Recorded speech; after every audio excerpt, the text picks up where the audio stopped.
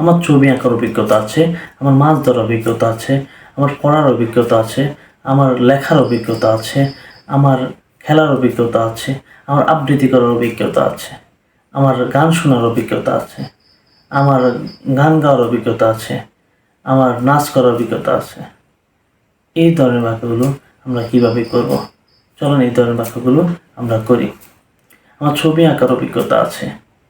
I have gift for drawing. আমার খেলার অভিজ্ঞতা আছে। I have gift for playing.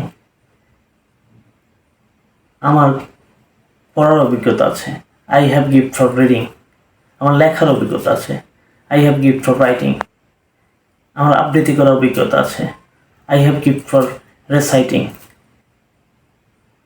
আমার গান করার অভিজ্ঞতা আছে। I have gift for singing. আমার নাচ করার অভিজ্ঞতা আছে। I have gift for dancing. Thank you all.